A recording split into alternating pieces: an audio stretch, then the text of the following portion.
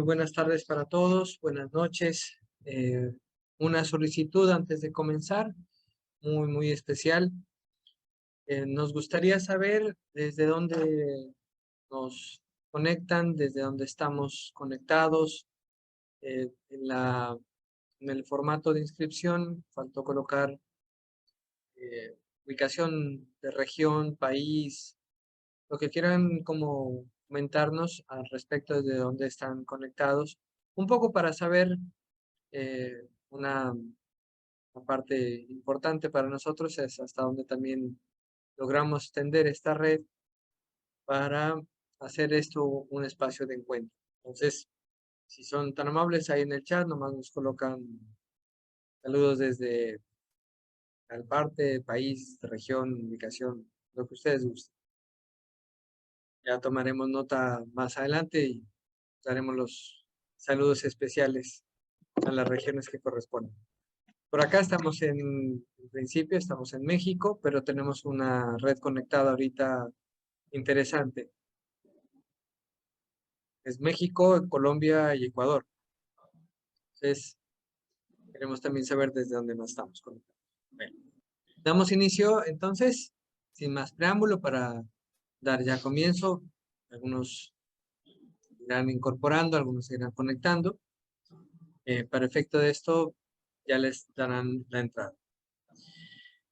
Las introductorias del siglo XXI se complace en presentar y dar inicio en este espacio, en el encuentro con el psicoanálisis de orientación lacaniana, el seminario Retorno a Freud.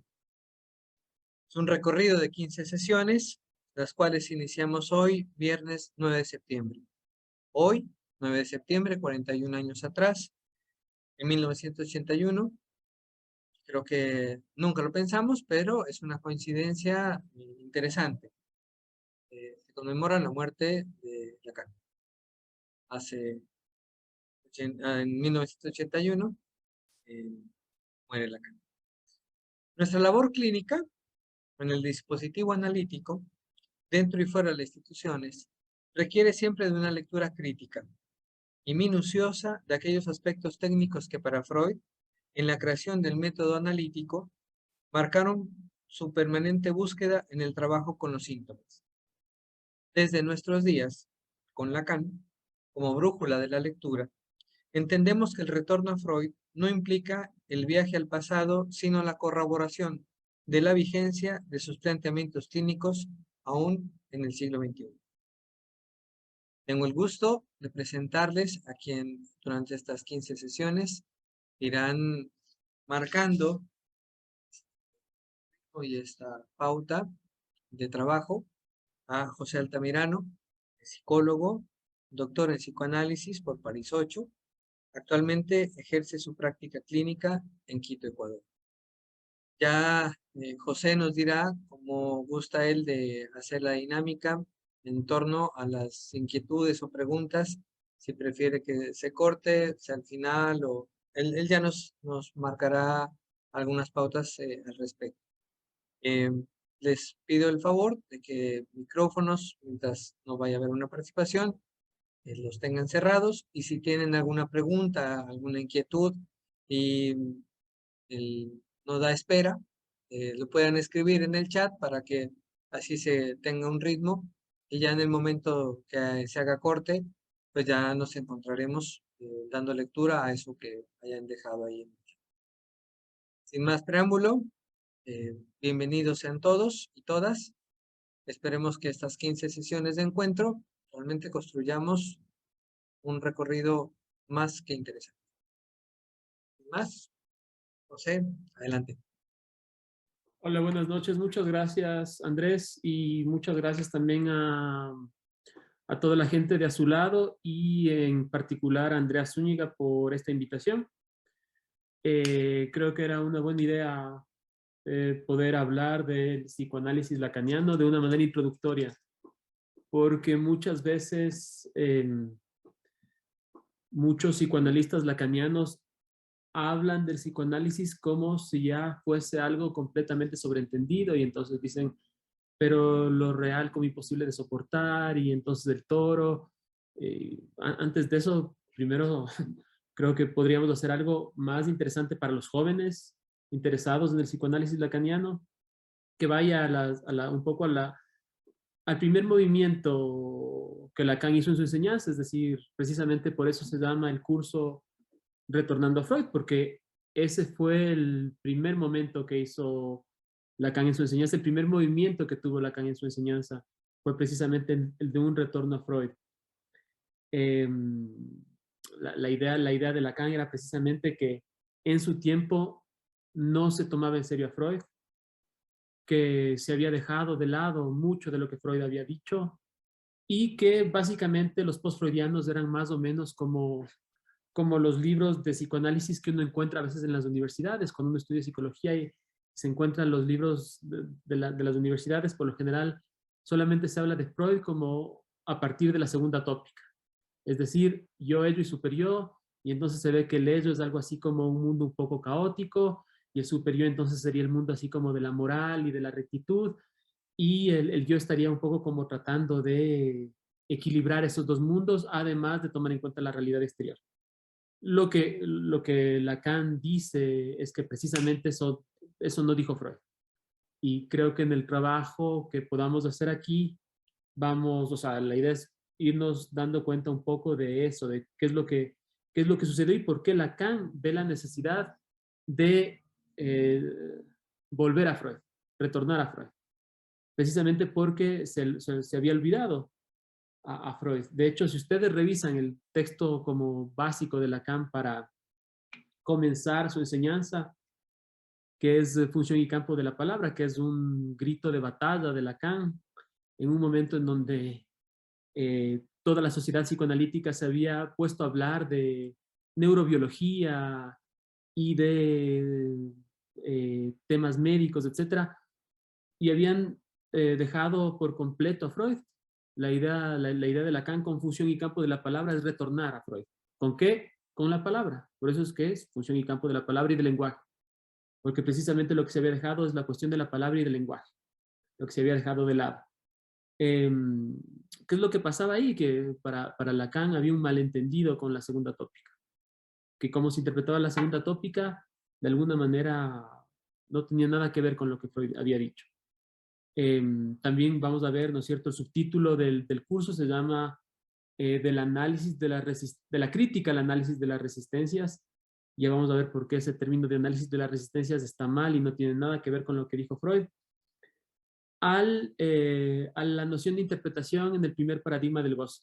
Voy a hacer una pausa en esta cuestión de interpretación y de paradigma, ya que precisamente la idea de interpretación es algo que se había dejado de lado en ese momento.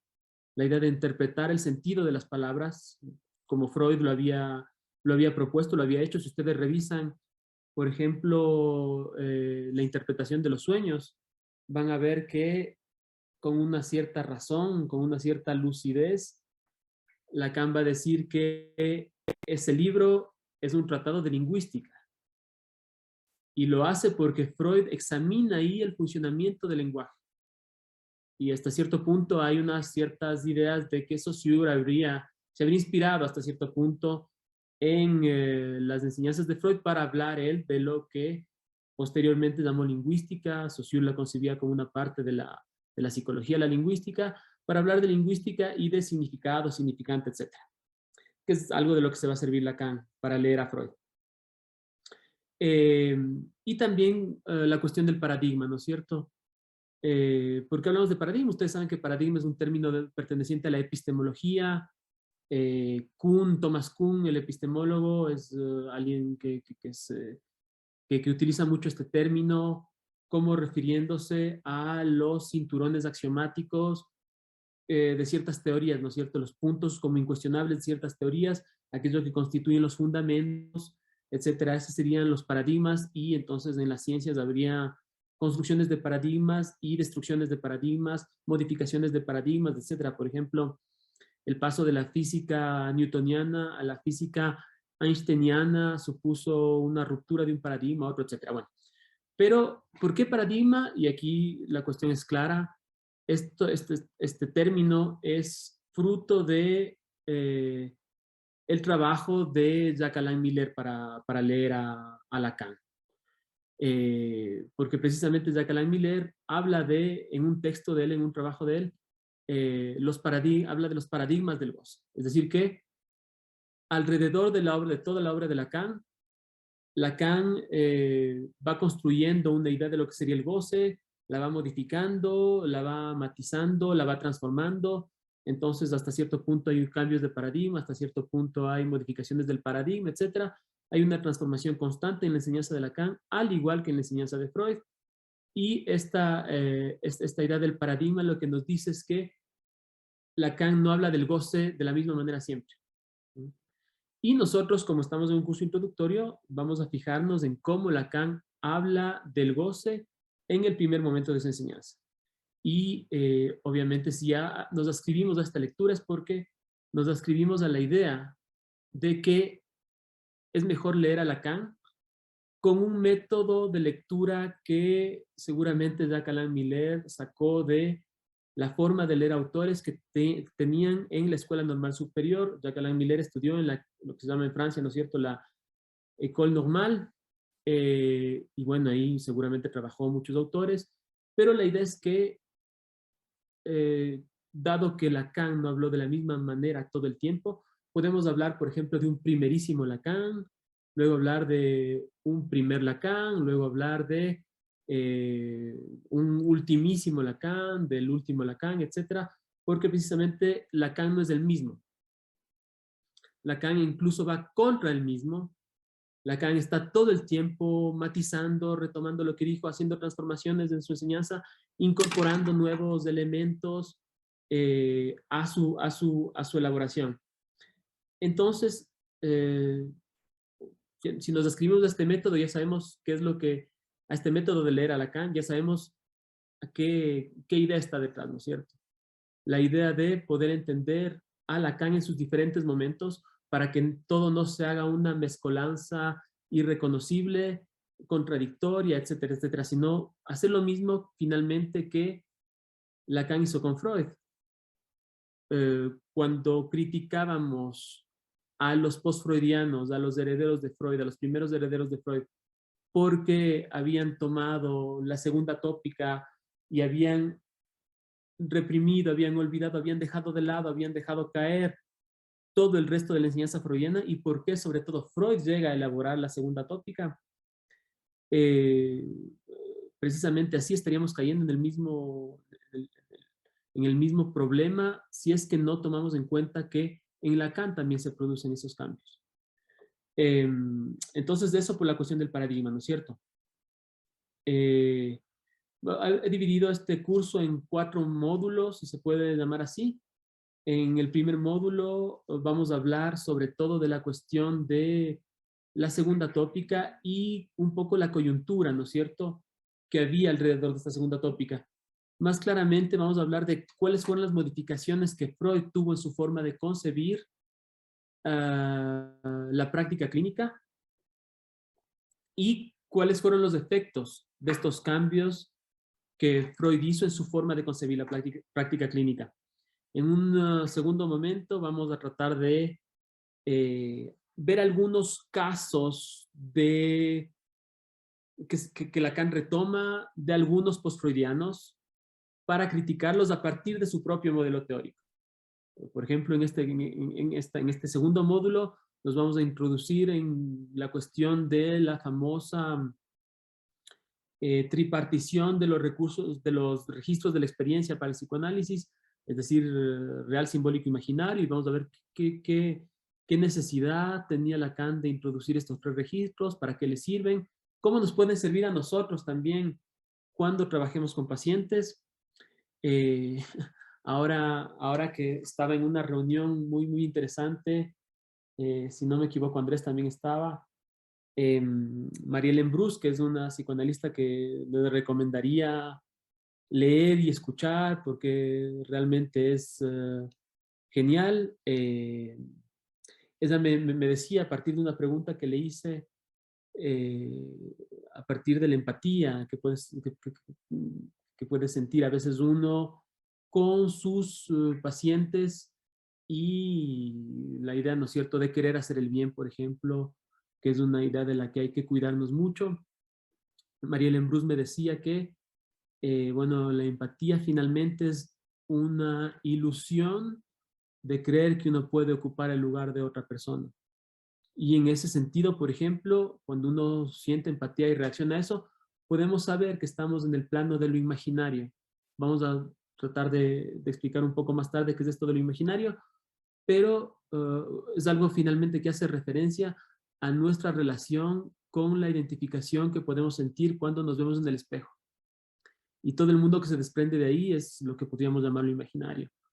Y cuando estamos en ese plano, que es el plano no solamente de la atracción sexual o del amor o de un cierto amor, sino también de la agresividad, podemos, por supuesto, caer en ciertos errores. Pero la idea en este segundo capítulo será introducirnos en estos tres registros, ver a qué llamaba Freud el yo, porque no es el mismo yo el que nombra en El yo y el ello, que es una obra ya de 1923, a, por ejemplo, el yo del que habla en Introducción al Narcisismo en 1914, porque en Introducción al Narcisismo, Freud nos dice que el yo básicamente es una instancia narcisista, es decir, que ha pasado un poco por el drama de Narciso, ¿no es cierto?, de amar a la imagen de sí.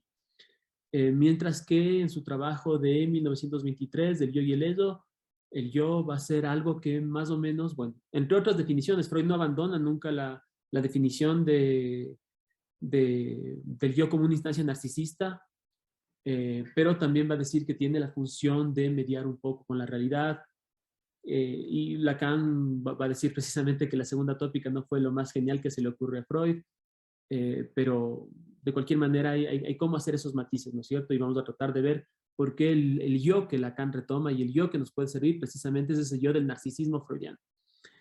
Eh, Eso vamos a tratar de hacer en este segundo capítulo. Vamos a tratar de introducirnos en ciertos casos de Lacan, como por ejemplo el caso de Wilhelm Reich, que es un psicoanalista que terminó un poco loco. Eh, a la final creo que fue arrestado en Estados Unidos por vender unos cristales de una sustancia que él creía que podía de alguna manera, no me acuerdo si era dar poderes sexuales o algo así, pero en todo caso fue alguien que tomó muy mal a Freud, ¿no es cierto? Lo interpretó muy mal.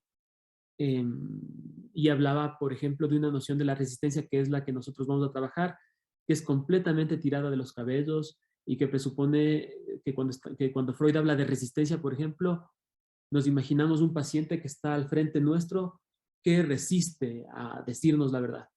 Y esa es una idea que es muy, muy problemática, y en Reich, por ejemplo, se ve el punto al que puedes llegar, ¿no es cierto? Porque Reich comete la locura incluso de decir que cuando no vemos resistencia en el paciente hay que estar incluso más eh, preocupados porque seguramente están escondiéndose por ahí ciertas resistencias, y entonces siempre hay que ver, incluso aunque el paciente no manifieste ningún tipo de resistencia, nosotros provocarle al paciente. Entonces, obviamente, eso le condujo a él a hablar de la transferencia negativa, y es evidente, ¿no es cierto?, cuando queremos imponerle algo a alguien que él no tiene o no ve que tenga, podemos esperarnos la agresividad de esa persona, y esa es una complicación, y eso es algo que deberíamos tomar en cuenta para trabajar con ciertos pacientes. Vamos a ver también el caso de Anna Freud, y vamos a ver cómo Lacan va a leer ese caso de una manera en la que va a entender que cuando el caso comienza a progresar,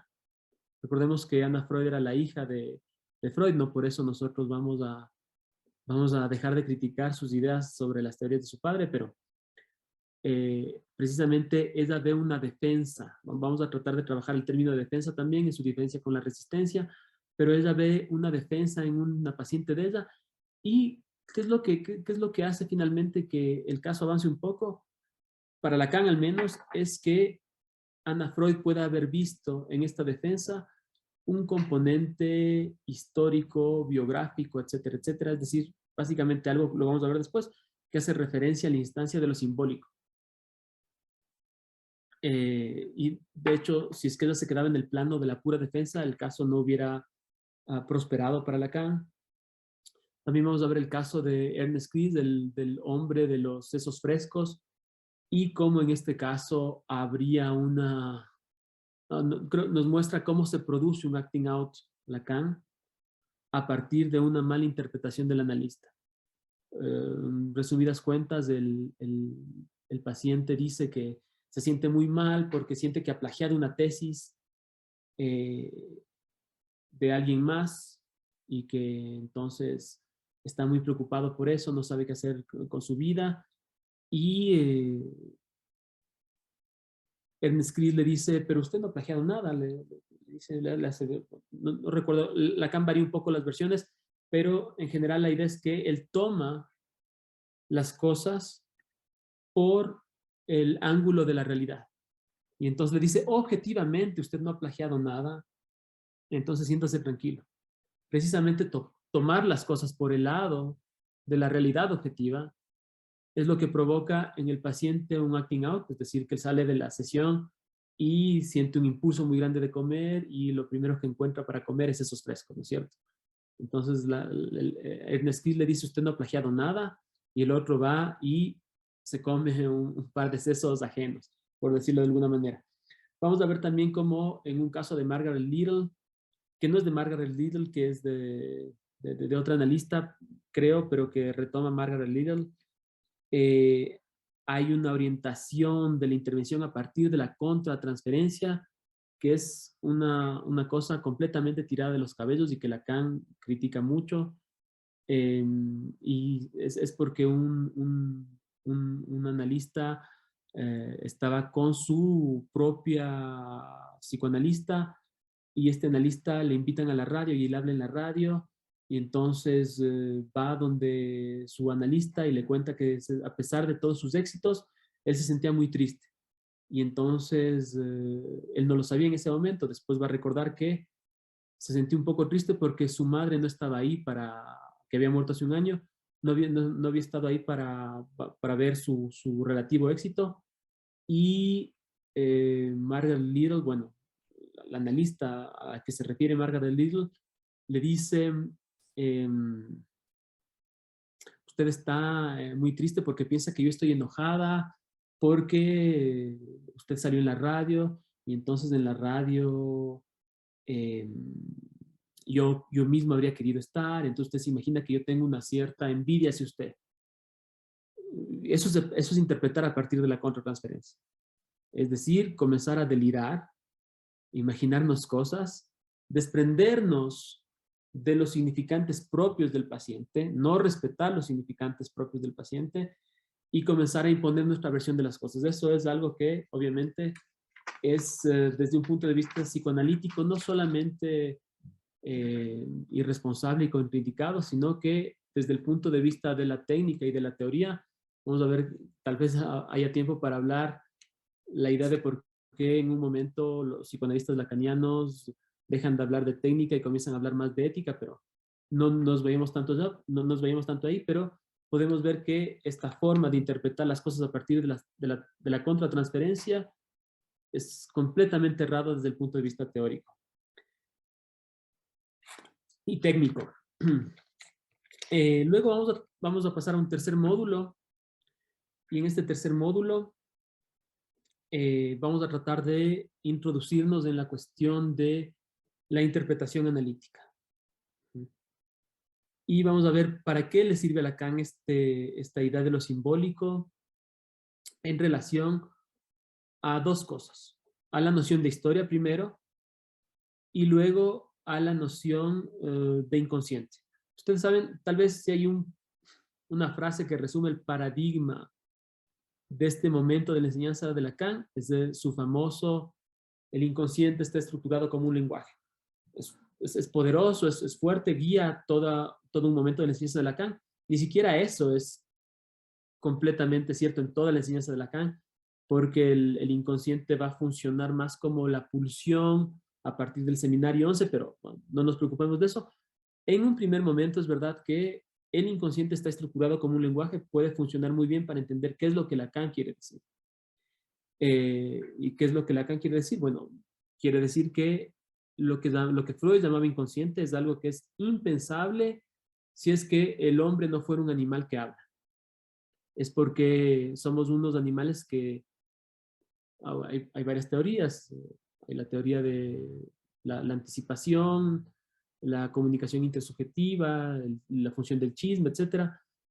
La idea que es necesario organizarse para cazar, que desarrolló el lenguaje. No nos importará mucho, no nos importarán muchas las teorías de por qué nace el lenguaje, pero el hecho es que hablamos y que para Lacan es eso lo que hace que podamos hablar de un inconsciente. Eh, lo cual no sucede en otros animales, ¿no es cierto?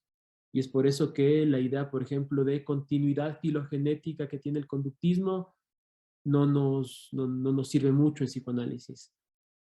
Para nosotros no hay una continuidad, sino más bien una ruptura entre el mundo de los animales y el mundo de los humanos por el hecho del lenguaje.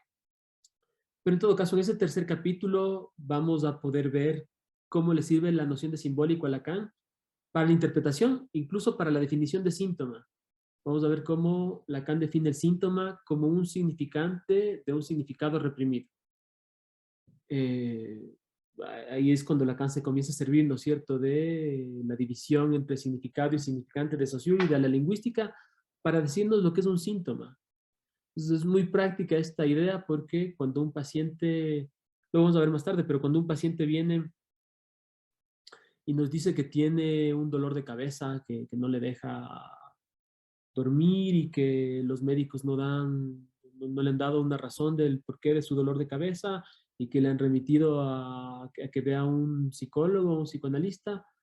eh, una forma de organizarnos es tomar esa manifestación del dolor de cabeza como un síntoma, es decir, como un significante de un significado que no sabemos y que está a producirse cuando alguien se queja de que pasa muy triste mucho tiempo y no sabe por qué está tan triste. Bueno, eso también es un significante y el trabajo consistirá en producir el significado de ese significante, eh, que en el principio, como todo significante, nos debe parecer enigmático eh, o misterioso al menos.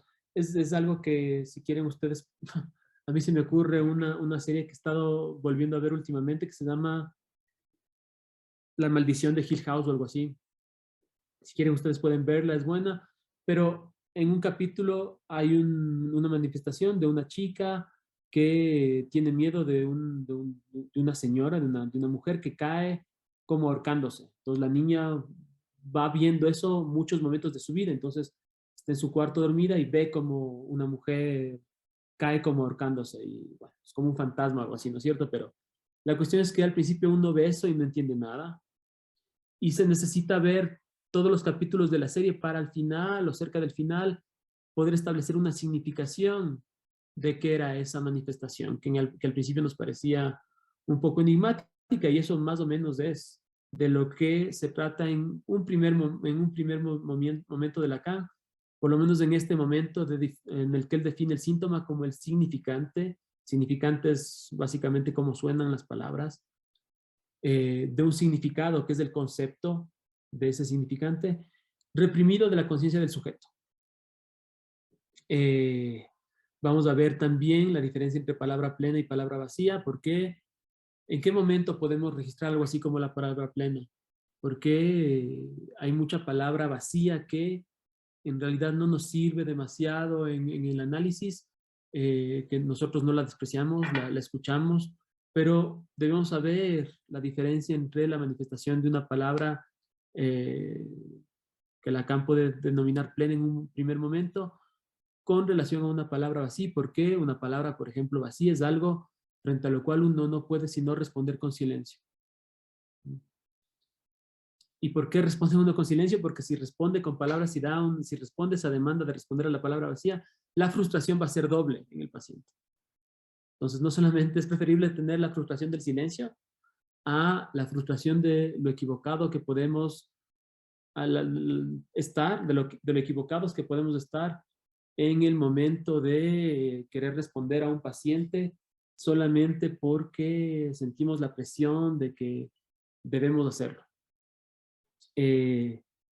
Vamos también a ver cómo se puede concebir a la intervención del analista, que llamaremos la interpretación, que Lacan llama la interpretación, y bueno, Freud también, a partir de pensar la puntuación dialéctica de la palabra plena. Es decir, que la interpretación viene en un momento en donde se presenta la palabra plena, pero como esa palabra hasta cierto punto ya es su propia respuesta, vamos a ver que muchas veces, vamos a ver que hay una diferencia, pero vamos a ver que muchas veces no hay que añadir ya demasiado contenido ahí a lo que ya se ha dicho. Tal vez el paciente no puede ir más lejos. Cuando registramos ese momento, por ejemplo, es una buena idea cortar la sesión. Cortar la sesión es una forma ya de interpretar. Es como cuando nos metemos al mar a buscar un tesoro y encontramos el tesoro. En ese momento hay que dejar de buscar. Porque si seguimos moviendo la arena, por ejemplo, qué sé yo, es un tesoro al fondo del mar, vamos a esconder el tesoro, ¿no es cierto? Y de lo que se trata es que de no dejarle al paciente sin la posibilidad de confrontarse con eso. Y mucho mejor si se confronta por fuera de la mirada del peso de la mirada de su analista, ¿no es cierto? Vamos también aquí a introducirnos a la cuestión, a una primera modificación que tiene Lacan, incluso en esta primera parte tan al comienzo de su enseñanza, tan primordial de su enseñanza, vamos a ver que ya hay unas pequeñas modificaciones incluso aquí. Por ejemplo, en un momento Lacan va a hablar del otro, pero lo va a escribir con mayúscula. ¿A qué responde eso? Si ustedes ven ahí los escritos de Lacan, van a ver que muchas veces se refiere al otro con minúscula, pero a partir de un momento, a partir del seminario 2 específicamente, él comienza a escribir al otro con mayúscula. Y va a ser la diferencia entre el otro con mayúscula y el otro con minúscula. Vamos a ver que esto se puede organizar a partir del primer esquema de Lacan para organizar la experiencia, y que es un esquema muy básico que lo toma de la forma en cómo se establecen los circuitos eléctricos, para dar cuenta de que entre el mensaje del inconsciente y el sujeto hay algo así como una interferencia, que es la relación imaginaria, y esa interferencia es lo que produce una especie de cortocircuito en este mensaje. Ese es el famoso esquema L de Lacan. Es algo así como lo más básico, es simplemente una separación entre lo simbólico y lo imaginario, y por qué lo imaginario puede hacer barrera a lo simbólico, que es el registro de lo inconsciente. Mientras que lo imaginario pasa a ser el registro del yo. Vemos aquí ya una primera oposición entre el yo por un lado y lo inconsciente por otro. Es decir, que de alguna manera el yo, vamos a verlo, es una instancia que se caracteriza por no querer saber. Y por eso no podemos confiar en el yo, a diferencia de lo que se armó después de la muerte de Freud, que fue llamado la psicología del yo. Imagínense, decía, Ana Freud lo dice en su libro El yo y los mecanismos de defensa. Ella dice que esa es la forma de hacer del psicoanálisis algo académico. Si vemos el lugar que tiene el psicoanálisis en las universidades ahorita, vemos que esa apuesta de Ana Freud no dio los resultados esperados, pero esa era la idea de Ana Freud. Y la idea era, ¿no es cierto?, colocar al yo en el centro. Habría una parte sana del yo, es una cosa completamente delirante. Para Freud el yo siempre fue una instancia de desconocimiento, siempre fue algo que iba en contra del trabajo analítico, que era ferozmente narcisista, que no quería saber de ningún tipo de crítica, etcétera, que es básicamente una instancia de resistencia. Ana Freud dice, vamos a poder confiar en el yo ahora. Vamos a ver por qué para Lacan al menos eso es completamente errado. Aquí también en este momento en este módulo vamos a ver la definición del síntoma como metáfora. ¿Por qué podríamos llamar al síntoma una metáfora? Y está más o menos definido el síntoma como metáfora cuando hablábamos de que el síntoma era el significante de un significado reprimido de la conciencia del sujeto. Pero vamos a ver por qué es una metáfora incluso más profundamente, ya que en un segundo momento Lacan va no a hacer ya esta diferencia entre significante y significado, sino que va a tomar al significante como lo primordial. Es decir, que no podemos establecer la significación de nada si no es por la articulación significante. Es decir, que hasta cierto punto el significado no existe por sí mismo, es un efecto de la articulación significante. Por ejemplo, cuando yo estoy hablando ahorita, yo estoy encadenando palabras y cuando termino de encadenar las palabras, por ejemplo, con un punto, cuando me callo por un momento, entonces ahí puedo establecer la significación de lo que dije, retroactivamente.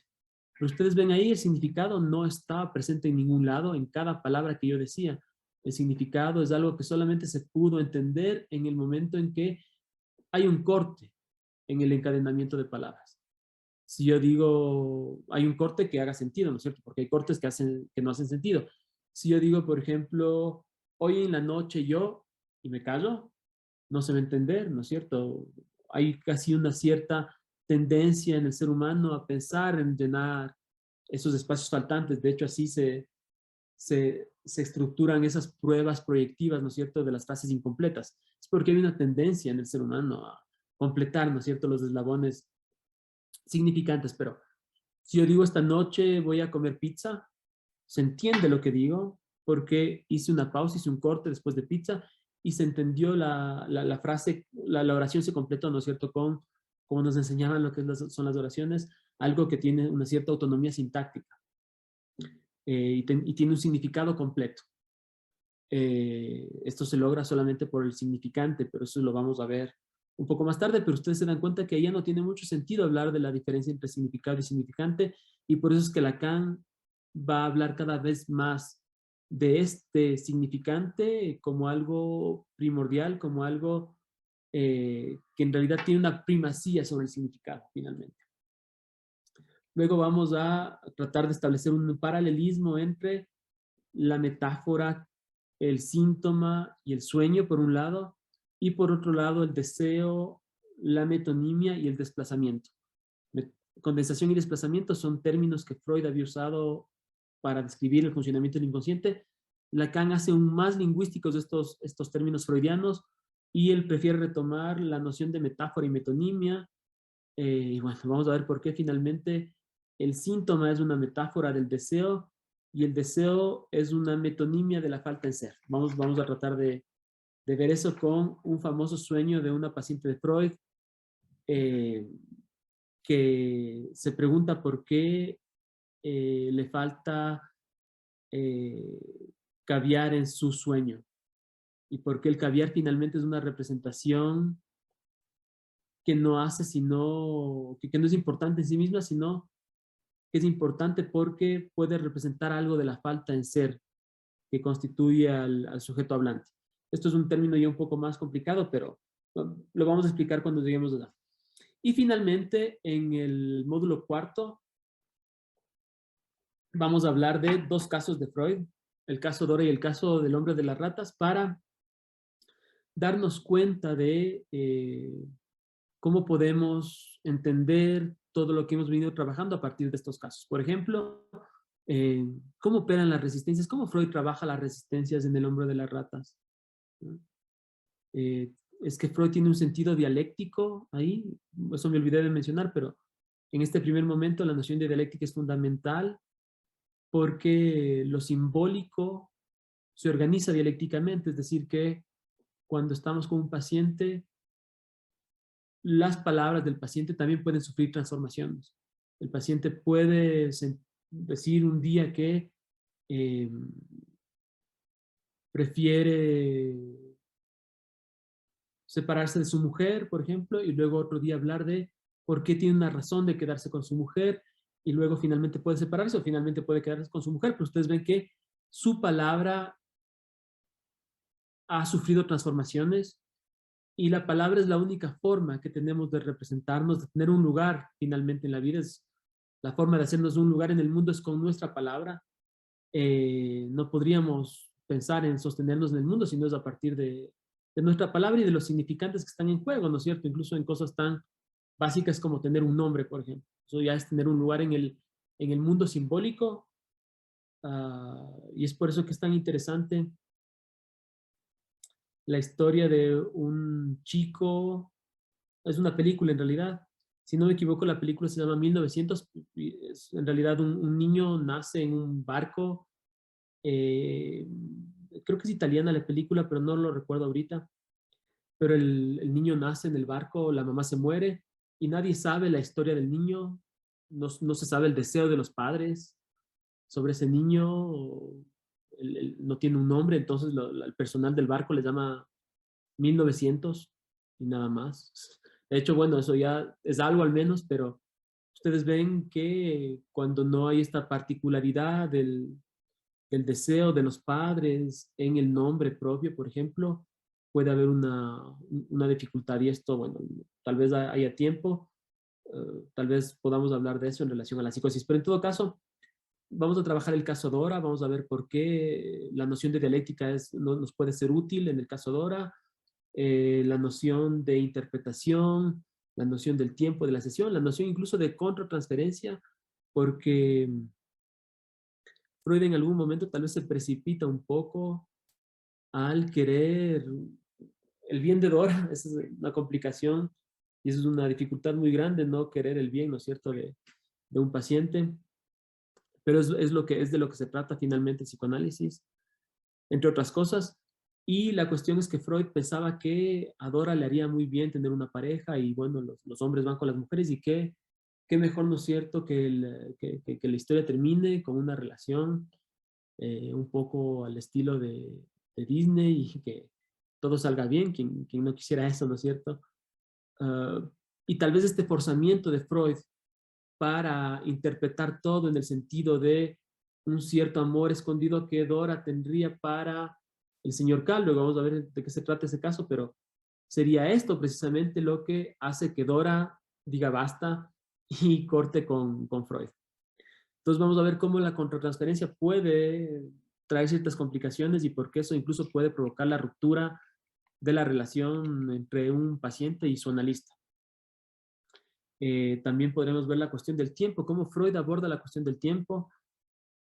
Esto es fundamental también y eso es algo que me pareció una buena idea presentarles cuando Andrea me pidió una idea para el video, ¿no es cierto? Que iba a ser la publicidad de este seminario y que no era otra cosa que una cita de Freud en donde él dice que hay que darle tiempo a un paciente para que los efectos de nuestra intervención puedan manifestarse, que no es algo inmediato, que hay algo que requiere un tiempo y que al final de un cierto proceso dialéctico y que es algo que finalmente se relaciona con la noción del tiempo lógico en Lacan, eso también vamos a tratar de abordarlo.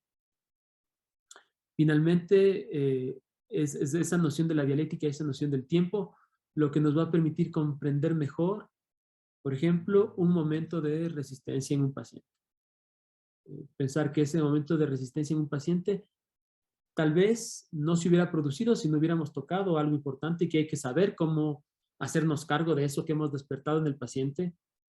Hay veces, obviamente, que tocamos cosas y a veces los terapeutas se dan la vuelta, ¿no es cierto? Digo, no los analistas, o los analistas no deberían darse la vuelta, pero muchos terapeutas sienten la angustia, ¿no es cierto? No saben lo que han hecho y en ese momento dan la espalda, ya no quieren saber nada, mejor que se vea el paciente. Eh, pero si uno tiene una lectura dialéctica de los fenómenos, podrá interpretar un momento de resistencia como algo que es necesario para un proceso, para un cierto proceso dialéctico y poder hacerse cargo de eso finalmente. Sosteniéndole al paciente en ese momento, que puede ser de mucha angustia, para que finalmente el paciente pueda asumir esa especie de verdad que se jugaba en ese momento y pueda continuar el tratamiento, etcétera, etcétera. Y que eso no quede, ¿no es cierto?, como una mala experiencia. Vamos a ver también que Freud, hasta cierto punto, toda su noción de la resistencia tenía que ver con relanzar el proceso dialéctico de la palabra. Y entonces la resistencia era simplemente algo que obstaculizaba ese proceso dialéctico y de lo que se trataba era de relanzar ese proceso dialéctico. para nada tiene que ver con cómo los postfreudianos interpretaron la noción de resistencia como algo que tenía que ver con la mala voluntad del sujeto. Bueno, vamos entonces a comenzar. No vamos a extendernos demasiado tampoco porque en realidad no va a haber el tiempo. No quiero hacer de esto algo demasiado largo. Solamente algo que no dure mucho más de una hora. Tal vez yo podría continuar hablando unos 10 minutos más. De ahí hacemos damos un espacio de otros 10 minutos para preguntas y me parecería ahí que es un buen momento para terminar. Pero en todo caso, ¿cómo vamos a comenzar? Vamos a comenzar hablando de la cuestión de cómo Freud va a establecer su segunda tópica. ¿Qué es lo que le va a llevar a Freud a establecer su segunda tópica? Y esto que le va a llevar a Freud a establecer su segunda tópica, introduciendo dos términos nuevos, ¿no es cierto? El ello, que es un término que saca de un autor que es Grodek, si lo recuerdo bien, y por otro lado el superyo, que es una forma de conceptualizar algo que él ya venía trabajando un poco antes, bastante antes, de hecho, la cuestión de la culpa, pero que había conceptualizado bajo el término de ideal del yo en su etapa intermedia. Podemos decir que hay por lo menos tres etapas de Freud: una etapa germinal, pre-psicoanalítica, que son sus primeros textos donde habla de la hipnosis, sus primeros textos psicoanalíticos, es decir, su etapa germinal, que es hasta cierto punto lo que comienza cuando él sustituye la hipnosis por la asociación libre. Se da cuenta de que, bueno, la hipnosis es algo que Breuer había inventado. Bueno, Breuer no inventó la hipnosis, pero el tratamiento catártico a partir de la hipnosis sí lo inventó Breuer. Pero en un momento Freud se va a dar cuenta de que la hipnosis en realidad sustraía la cuestión de la resistencia a la percepción del médico y se separa de eso e inventa más bien su regla de asociación libre. Tenemos ahí la etapa germinal del psicoanálisis. Luego podemos encontrar una cierta etapa intermedia con los escritos técnicos de Freud, cuando Freud va tomando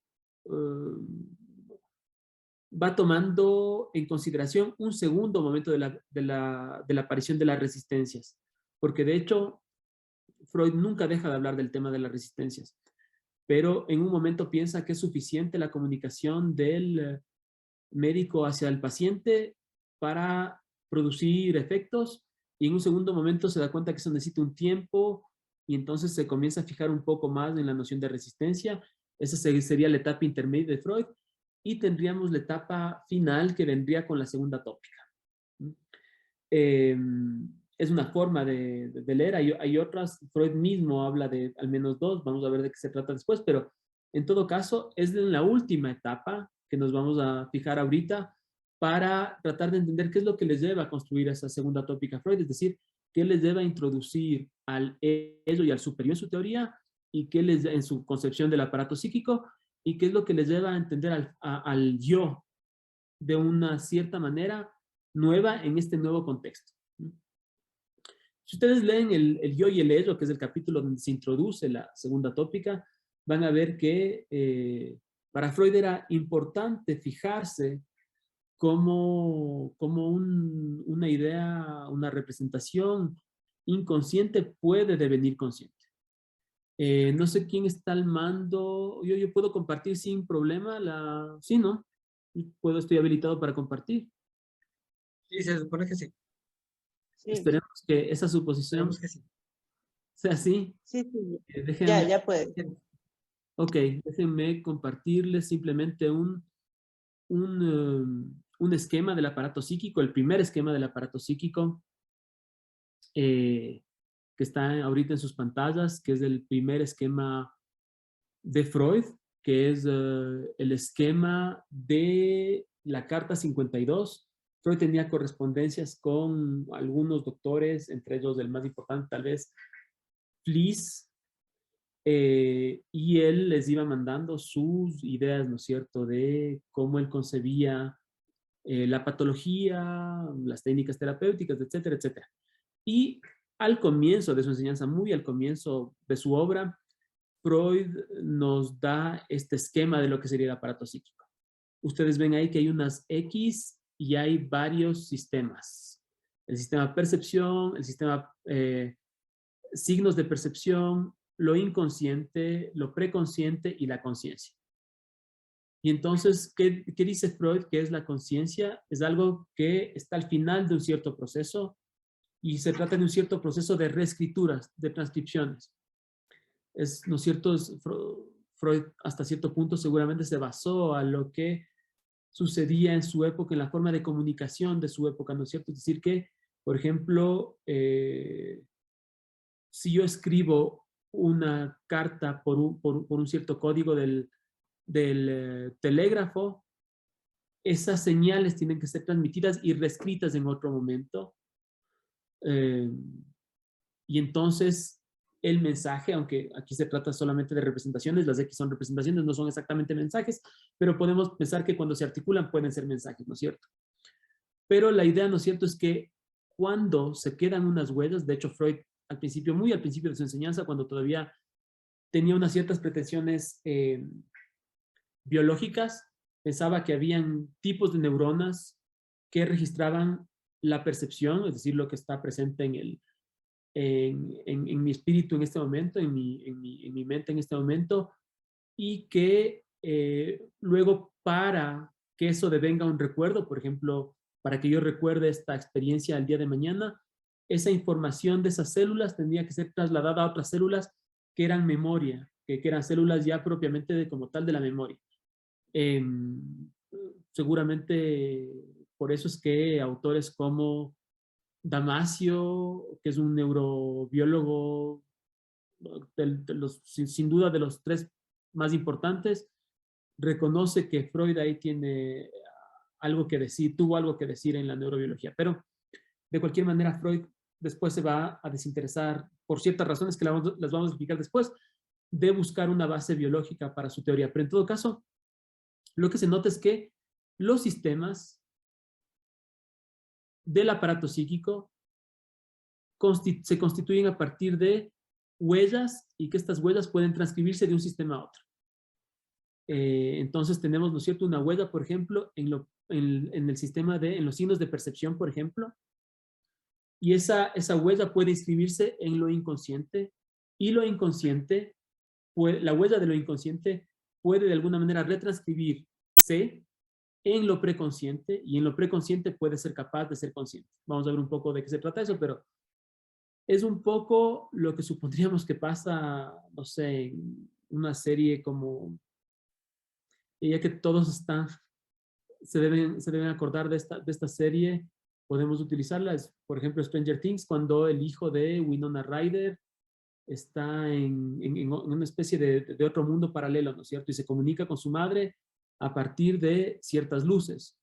Entonces me imagino que él enciende una luz en el mundo ese más oscuro, más tétrico, y esa luz, el encender esa luz provoca finalmente que en la casa de la madre, es decir, en el mundo real, por decirlo así de alguna manera, también se prenda una lucecita.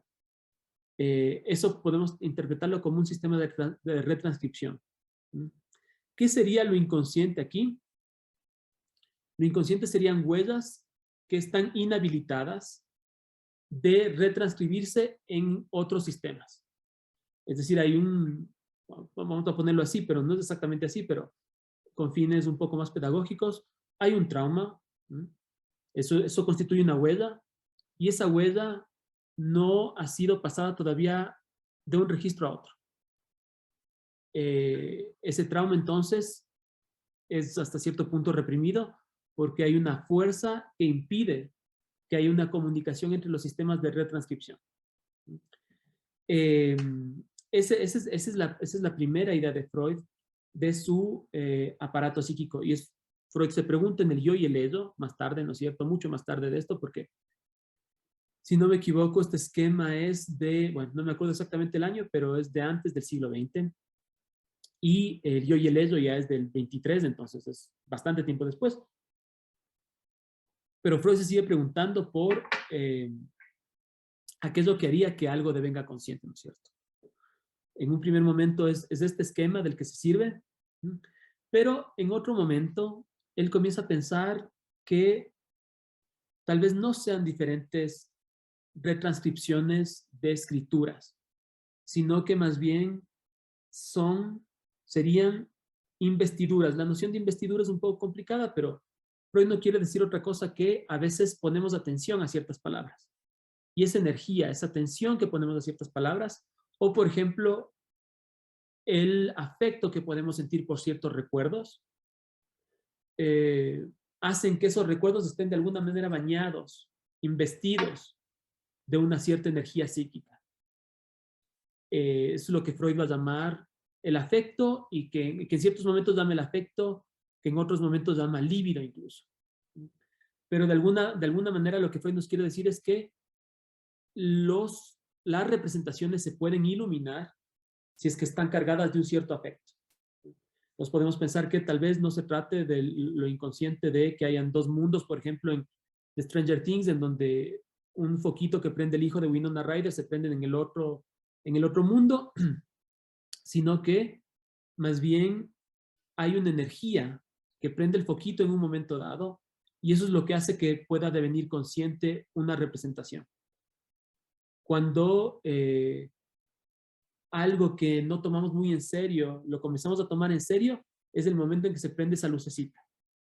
Por eso cuando hablamos, ¿no es cierto?, de un recuerdo vago o de una idea que teníamos y se nos quedó en la cabeza, pero sabíamos que era importante, pero nos cuesta acordarnos de qué se trataba, pero luego hacemos el trabajo de tratar de recordar y ¡paf!, deviene un recuerdo de lo que estamos pensando. Ese es el momento en donde eso inconsciente, o eso más bien dicho, eso preconsciente, puede devenir consciente. Para Freud era importante esta pregunta, incluso en el yo y el ello, que es el trabajo del 23, ¿no es cierto? Y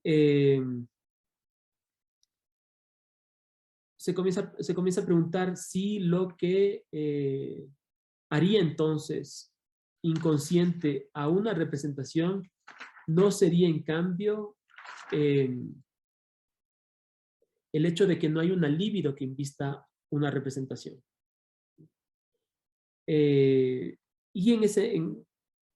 no en el yo y el ello, sino más bien en otro texto que se llama Lo inconsciente, va a ver cómo el esquizofrénico trata las representaciones de cosas como si fueran palabras. Es decir, ustedes pueden leer cierta poesía de Hölderlin, por ejemplo, pero van a darse cuenta ahí que la realidad es tratada no a partir de la realidad como tal, sino a partir de las palabras que representan esta realidad. Y esas palabras pueden ser trozadas, pueden ser descompuestas, etc. Freud, de hecho, utiliza el caso de un esquizofrénico que hace una comparación que él no vería en un histérico, que es la de interpretar los poros de la piel como el órgano genital femenino, es decir, como la vagina, y a Freud le parece muy raro, una asociación muy forzada, y dice que esto finalmente puede responder a la frase, ¿no es cierto? Finalmente un hueco es un hueco que está en la palabra y que no está tanto en las cosas, y que es por esa vía que puede generarse esa representación en la esquizofrenia. Y entonces, a partir de eso, dice Freud, que en realidad lo que llamamos representaciones conscientes no son sino la suma de la representación cosa. La representación cosa son todas las impresiones, todas las huellas que quedan en el aparato psíquico, pero que no tienen que ver con las palabras. Por ejemplo, pueden ser ciertas imágenes. Freud a veces habla de la representación cosa como ciertas imágenes. Y por otro lado, la representación palabra, que son las huellas verbales. Ustedes saben que el niño comienza a oír al principio los sonidos de palabras que necesariamente al principio no va a saber de qué se tratan y que luego van a convertirse en palabras. Y para Freud es la combinación de la representación cosa con la representación palabra lo que haría una representación, que una representación sea consciente. ¿Y qué sería lo inconsciente? Sería la representación cosa sin su representación palabra. Lo que nos va a decir en el yo y el ello es que la representación, la represión puede representarse como aquello que impide que una representación cosa pueda unirse con su representación palabra, haciendo que una representación devenga consciente. Y esto va a ser importante porque es esa concepción del inconsciente la que le va a llevar a cuestionar que el inconsciente se entienda muchas veces como algo desde el punto de vista fenomenológico o como él lo llama descriptivo. Es decir, que por ejemplo yo ahorita tengo una idea, ¿no es cierto?, que está en mi cabeza, yo tengo una impresión de esta reunión, para retomar el ejemplo anterior, y el día de mañana yo no me acuerdo de esta reunión hasta las 3 de la tarde, y a las 3 de la tarde pasa algo, veo otra cosa que tiene que ver con psicoanálisis, y recuerdo la reunión del día de ayer, es decir, esta reunión del día de hoy. Freud nos va a decir que en un momento esta idea que yo tengo, este recuerdo, ¿no es cierto? Esto que va a ser un recuerdo, esta reunión, es una huella que está en la percepción, que es hasta en ese punto consciente, que luego la puedo perder y que debemos presuponer que es en ese momento inconsciente y que luego va a renacer el día de mañana. Y ahí devendría consciente de nuevo. Pero en realidad no es ese el estatuto de lo inconsciente freudiano. Porque lo inconsciente freudiano es aquello que no es consciente a pesar de tener todas las razones en el mundo para ser consciente, a pesar de tener toda la energía para ser consciente. Por eso es que Freud dice que lo inconsciente reprimido es algo al mismo tiempo que es inconsciente, es efectivo. Es decir, por ejemplo, cuando se le da la orden a un hipnotizado de que después de que yo haga un chasquido de dedos, el hipnotizado abra la ventana. El hipnotizado va a hacer eso cuando yo haga el chasquido de dedos, pero cuando le explique, le pida las razones de por qué abre la ventana, él va a responder con racionalizaciones y lo que va a estar excluido ahí es el recuerdo de la orden. Entonces ahí Freud muestra cómo una idea puede ser inconsciente y al mismo tiempo tener efectos. Para Freud aquí lo inconsciente será aquello que, teniendo todas las razones del mundo, como les decía, para ser consciente, no logra ser consciente porque hay una cierta fuerza que Freud llama contrainvestidura que se le opone. Entonces, esa es la idea de Freud aquí y ese es el problema que Freud nota al hablar de lo inconsciente, ya que para Freud lo inconsciente es lo reprimido, es decir, aquello que no puede devenir consciente porque hay una fuerza que se lo opone, y no simplemente lo preconsciente. ¿Por qué? Porque lo preconsciente es aquello que es susceptible de conciencia. Es, por ejemplo, el recuerdo de esta reunión. El recuerdo de esta reunión va a volverse hasta cierto punto, yo voy a olvidarme de esta reunión hasta que mañana la recuerdo a las 3 de la tarde, pero eso no, y es inconsciente, fenomenológica, descriptivamente es inconsciente, pero no es inconsciente en el sentido freudiano. Es simplemente preconsciente porque con una simple asociación, ¿no es cierto? Por ejemplo, que alguien me diga, ¿te acuerdas de la reunión de ayer? Yo voy a poder obtener el recuerdo relativamente fácilmente y eso es lo que hace que lo preconsciente sea algo que es susceptible de conciencia. Pero entonces ahí hay una dificultad porque el término inconsciente es muy polisémico. Y entonces Freud va a decir, por esto no me gusta tanto el término de inconsciente, voy a tratar de encontrar otras vías de nombrar.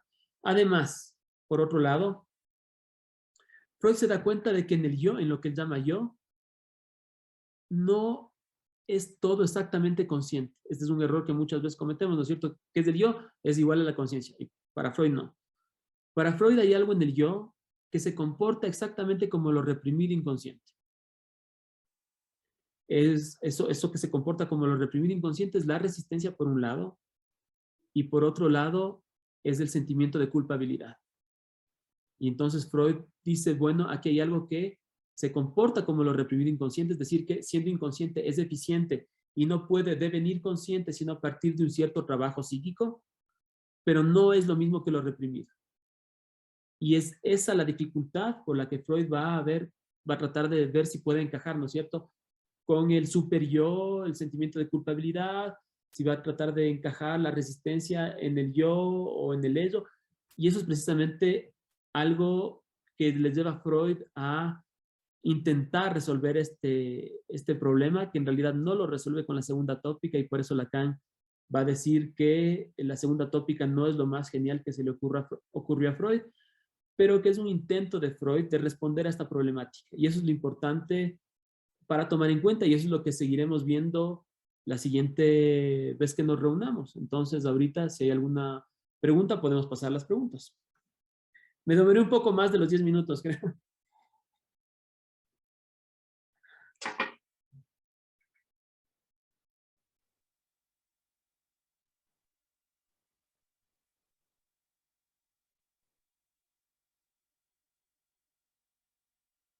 Bueno, mientras se animan a hacer alguna apreciación, pregunta, comentario, sí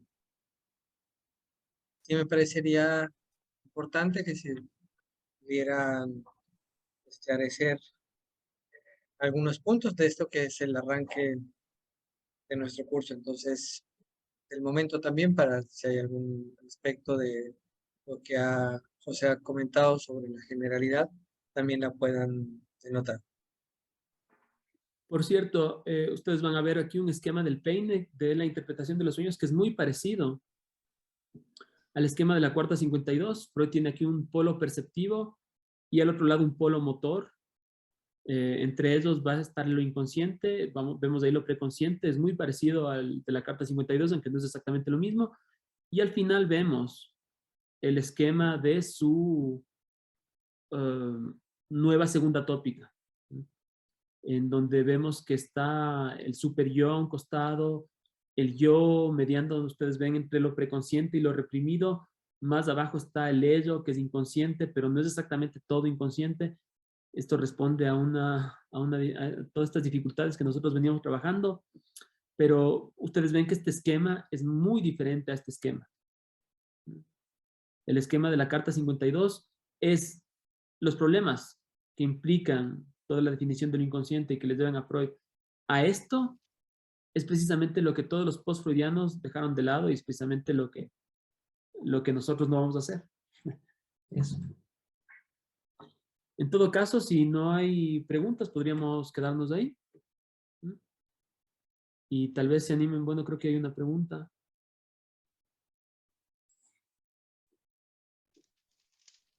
Andrés, tú dices. Teresa levantó la mano. Adelante, Teresa.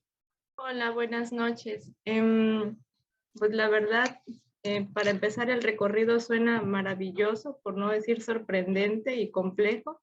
Sí me gustaría primero, pues, pedir así como que en solicitud, si a partir de todo esto nos pudieran igual compartir lecturas que pudieran ser como que, digamos que acompañar en todo este recorrido para también formular preguntas también a partir de los temas, pero en cuestión de lo que igual nos presentó en este momento, hubo un momento donde me quedé muy fascinada, por eso me gustaría que pudiera como que extendernos un poquito más en cuestión de este ejemplo que nos planteó en cuestión del inconsciente, porque mencionaba que en cuestión de preconsciente es una cuestión susceptible de conciencia, porque es algo vivido y recordado, como la explicación, eso queda como que claro en sentido estricto, pero cuando menciona en la parte del inconsciente nos decía este ejemplo es como si cuando una persona hipnotizada se le pide que haga algo y al despertar, él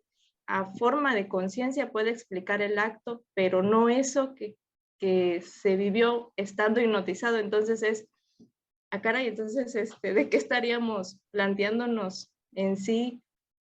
¿Qué sería eso vivido en una persona para que se transformara en inconsciente? O sea, en ese sentido, llevándolo a una cuestión así como que un poquito más precisa, porque la verdad sí me fascinó mucho el momento de la explicación, pero sí me quedo así como de, caray, sí me gustaría que nos pudiera compartir un poquito más. Gracias.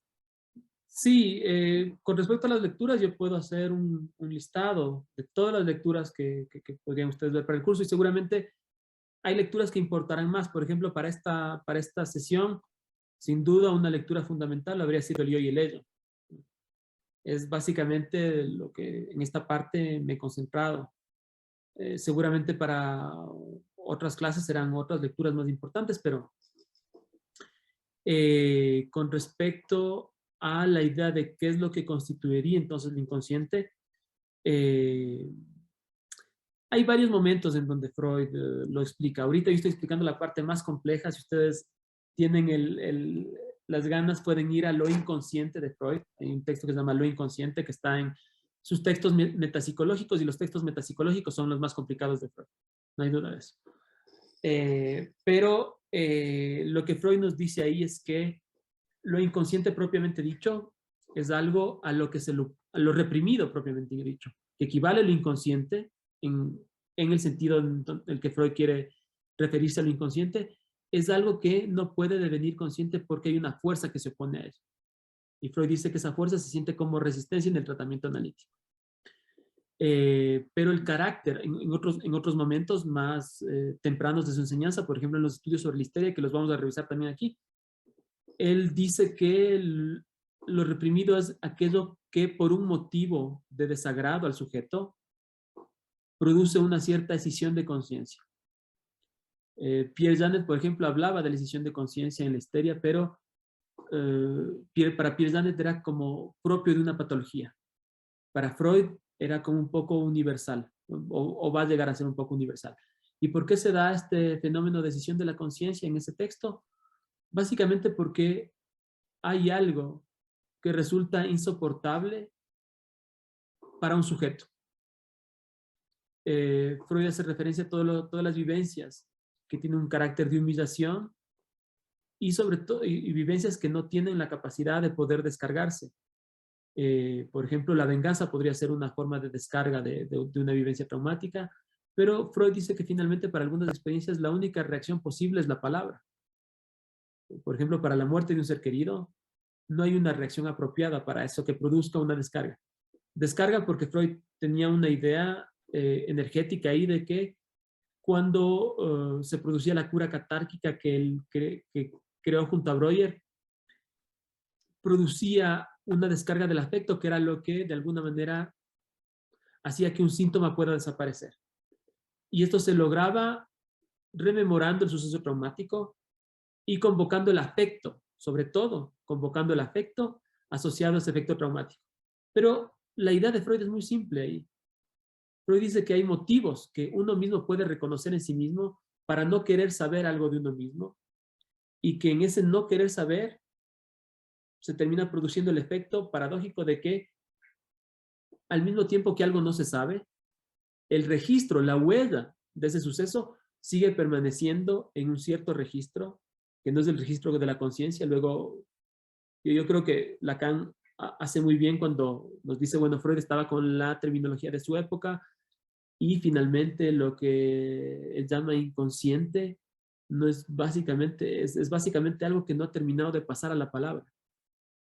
No hay mucho más que decir. Entonces, tal vez lo inconsciente y lo consciente son términos psicológicos, son términos que empantanan un poco la cuestión, pero la idea finalmente es esta, que hay un motivo en el sujeto que él mismo puede reconocer en sí, de que hay un cierto saber que preferiría no haber sabido, y que obviamente al no poder eliminar ese saber del cual no se quiere saber nada, ese saber sigue produciendo efectos. Recordemos lo que decía Freud. Lo inconsciente es algo eficiente, es decir, que puede producir efectos al mismo tiempo al mismo tiempo que es inconsciente. Y estos efectos son los síntomas.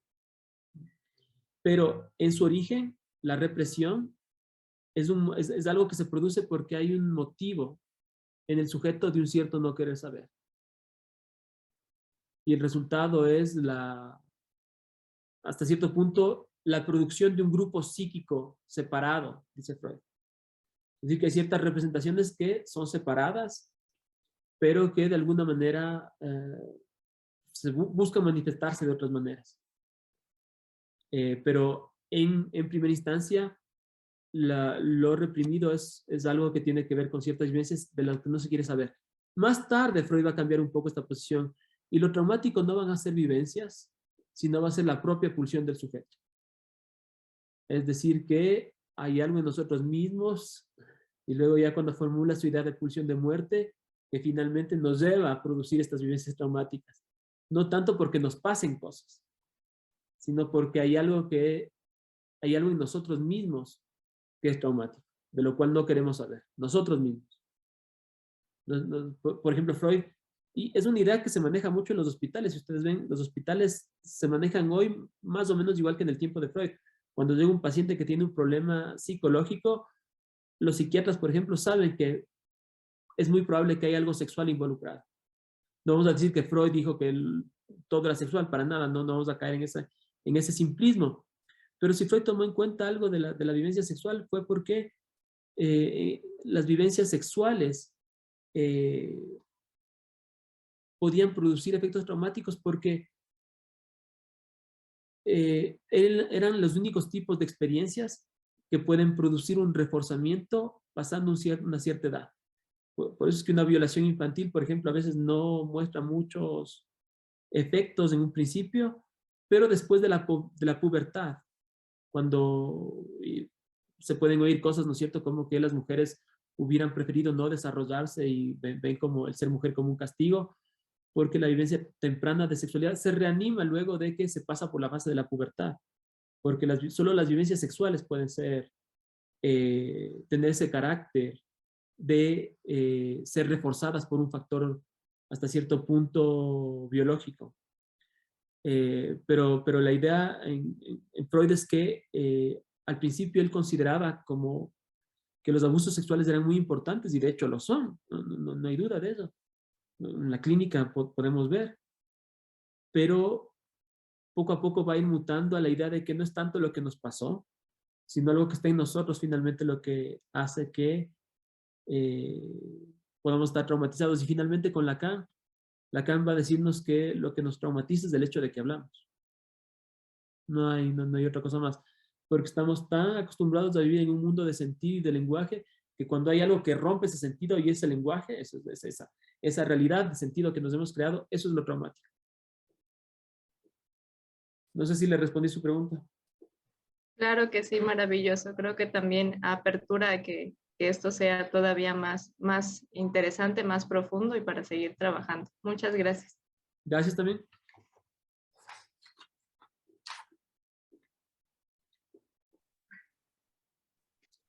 José, yo quería hacerte una pregunta, o más bien que si pudieras devolverte un poco sobre el punto de querer el bien del paciente. Cuando te referiste a esto, hiciste referencia ¿de qué se trata en el psicoanálisis? ¿Qué podrías decirme más? Digamos que a Freud le resulta muy escandaloso el imperativo, si se quiere decir así. Amarás a tu prójimo, amarás a tus enemigos. Freud ve ahí algo que le causa espanto porque ve un sacrificio del sujeto por el puro placer de sacrificarse. Es un poco como la idea, de hecho, Freud mismo cuando define lo que es el superior, habla de Kant, porque Kant con su imperativo categórico nos decía que el único efecto que está permitido tener cuando sabemos que estamos dentro del acto moral es el dolor. Por ejemplo, si yo salvo a una niña que se está ahogando y esta niña es mi hija, Kant no ve ahí un acto moral porque yo tengo un interés particular en salvar a mi hija.